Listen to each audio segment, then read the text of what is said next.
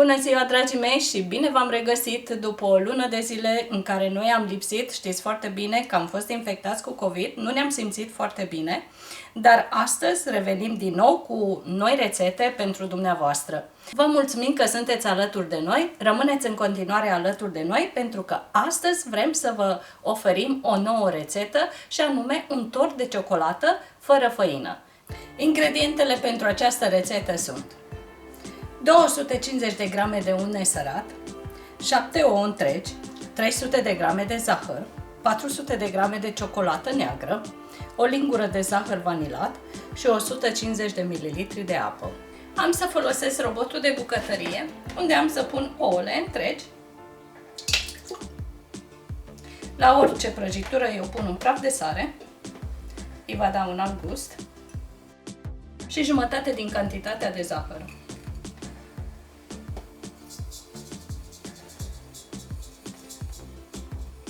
Mixăm aproximativ 5-10 minute până când își va dubla volumul.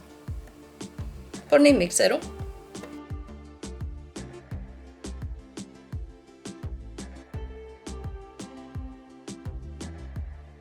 Dragii mei, uitați cum arată compoziția. Ea și-a dublat volumul.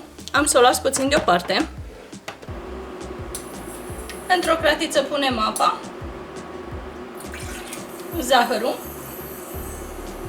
Lăsăm să se topească zahărul. În același timp pornesc din nou robotul și îl las să meargă. Zahărul s-a topit. Punem cratița deoparte. Turnăm ciocolata și lăsăm ciocolata aproximativ 2 minute. Dacă ești pentru prima dată pe canalul meu de YouTube și dacă îți place ceea ce vezi, nu uita să te abonezi, nu uita să activezi clopoțelul pentru a primi toate notificările de la mine. Sper să te văd data viitoare pe canalul meu. Mulțumesc! Punem și zahărul vanilat. Mixăm din nou.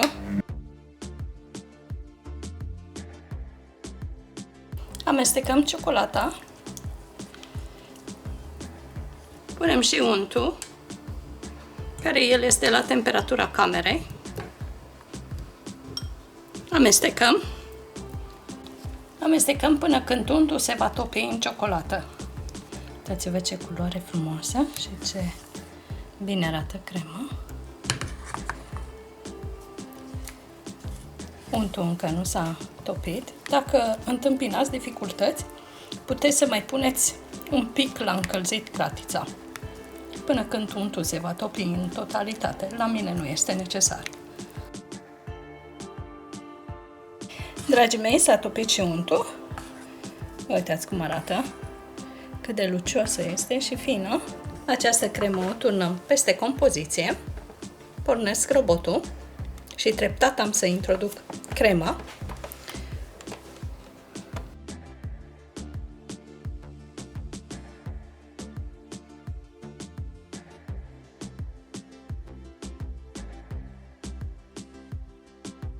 Oprim robotul.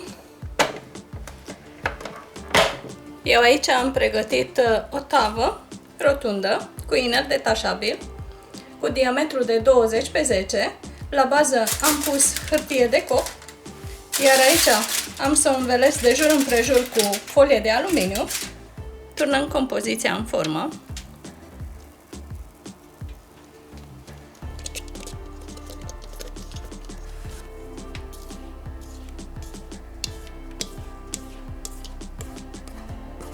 Acest tort nu conține făină.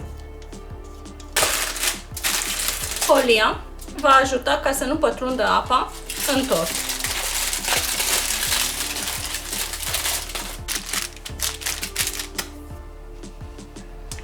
Aici am apă caldă. Nu puneți apă rece, puneți apă caldă. Punem în tavă.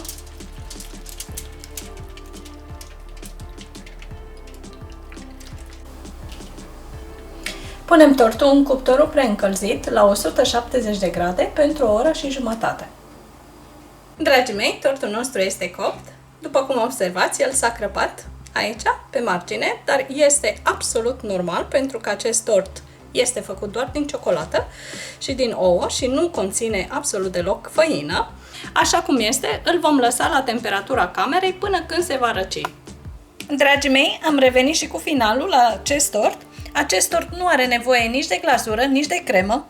Cei care veți încerca această rețetă, vă rog să-mi lăsați comentarii și să-mi spuneți dacă v-a plăcut sau nu. Vă promit că este un tort extraordinar. Dragii mei, sper din suflet să vă placă această rețetă, cu speranța că și dumneavoastră o veți încerca. Vă mulțumim că sunteți alături de noi, iar până la următoarea rețetă să ne auzim cu bine. La revedere!